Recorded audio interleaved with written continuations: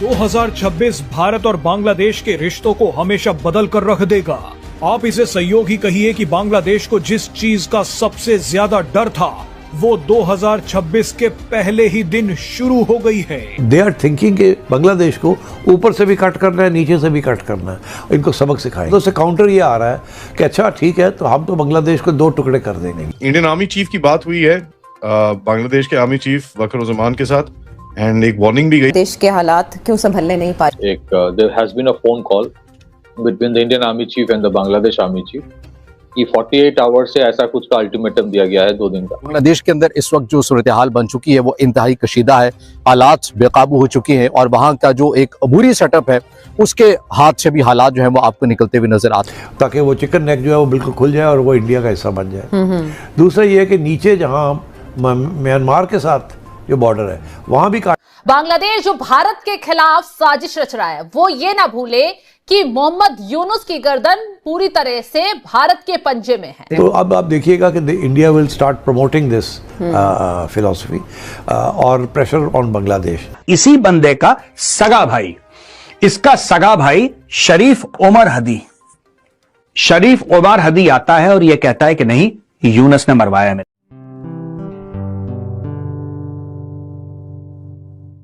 दरअसल 1 जनवरी 2026 के शुरू होते ही बांग्लादेश की बर्बादी का 365 दिन का काउंटडाउन शुरू हो गया है।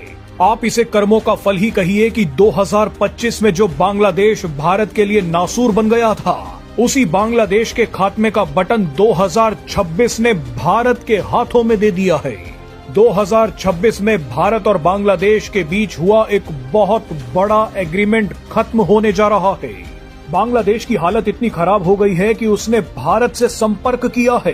2026 शुरू होते ही अपने कुछ लोगों को भारत के सामने गिड़गिड़ाने के लिए भेज दिया है। भारत में मांग हो रही है कि जिस तरह से पाकिस्तान का पानी रोका गया है, बांग्लादेश का पानी भी रोका जाना चाहिए। भारत के पास ऐसा करने की कई वजह हैं। पहला, बांग्लादेश की गद्दारी। दूसरा, हीट वेव के चलते घटता पानी का स्तर। बांग्लादेश पानी हमारा पीता है लेकिन गाने पाकिस्तान के गाता है।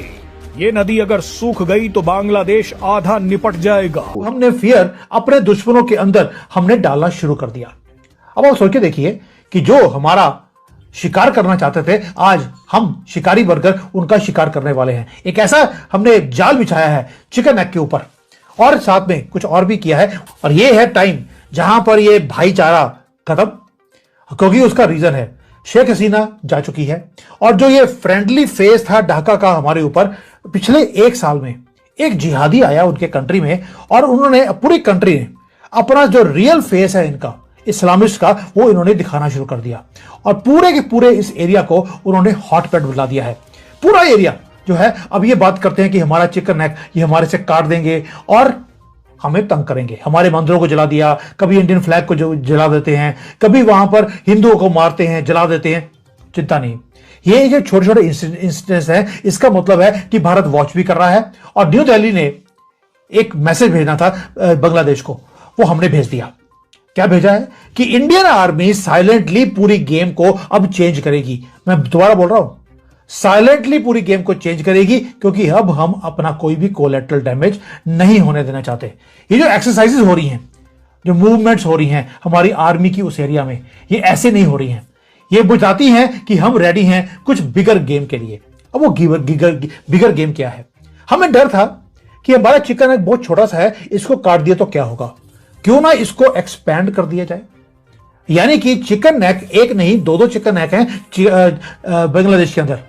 ये दोनों जो चिकन नेक हैं, इनके ऊपर अब नजर हमारी पड़ गई है और दोनों तरफ हमने 4 अपने एयर बेसिस और मिलिट्री की बेसिस को हमने खड़ा कर दिया। ये जो 2 चिकन नेक दिखते हैं, आपको मैं दोनों एक्सप्लेन करूंगा ये दोनों हैं क्या और स्ट्रेटेजी भारत की है क्या।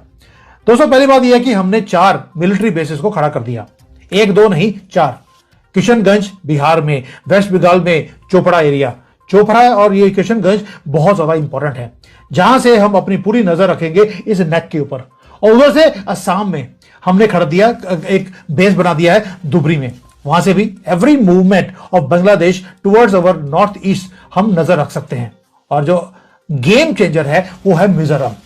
मिजोरम के अंदर एक नया बेस बनाया गया है और वो इतना इंपॉर्टेंट है क्योंकि हमने अब चिटागांव के एरिया को काटना है। दोस्तों, ये जो डिफेंसिव गेम हमारी गवर्नमेंट खेलती थी वो हमने बोल दिया अब नहीं होगा। और ये सिर्फ कोई गार्ड की पोस्ट नहीं है कि मिलिट्री खड़ी है नजर रखने के लिए, नो, ये वो पंजा है, अब वो मारेगा और इनको अलग इनका छन छन करेगा बांग्लादेश को। ये मैं इसलिए बोल रहा हूं क्योंकि वहां पर हमने कुछ और भी करना शुरू किया है। बीएसएफ की जो पोस्ट है उसके साथ साथ हमने बंकर जो होती हैं, ब्लास्ट प्रूफ बंकर्स हैं, वो बनाने शुरू कर दिए। अब भारत ने कहा है कि देखिए भाई, हम आपको पानी अब नहीं दे सकते क्योंकि जो 30,000 क्यूसेक हम पानी दे रहे हैं, हमें अपने इंडस्ट्रियल और एग्रीकल्चर नीड्स के लिए वो पानी की जरूरत है। यानी पाकिस्तान जैसे पानी के लिए तड़प रहा है, ऐसे अब बांग्लादेश के भी हालात होने वाले हैं। पाकिस्तान में तो फिर भी बांध बनाने हैं, यहाँ ऑलरेडी है, यहाँ सिर्फ नलका बंद कर देना है। और अगर ऐसा हुआ तो बांग्लादेश के एक बड़े हिस्से में सुखाड़ की स्थिति पैदा हो जाएगी और वहां खेती बाड़ी सारी चौपट हो जाएगी। आप इतना ही समझ सकते हैं कि बांग्लादेश की 30% खेती इसी पानी पे निर्भर है, भारत के पानी पर। बिल्कुल, और वो भारत की मर्जी के ऊपर, ऐसा कोई यहाँ इंटरनेशनल ऑब्लिगेशंस नहीं, जैसे ये समझौता है अंतर्राष्ट्रीय समझौता नहीं, ये सिर्फ भारत की सहृदयता है कि चलो भाई ठीक है हम देंगे। तो एक तो ये है। दूसरा है कि भारत में जितना जो बांग्लादेश जितना एक्सपोर्ट करता है उसके पास एक्सपोर्ट के दो ही रास्ते हैं, दोनों भारत के से होके गुजरते हैं।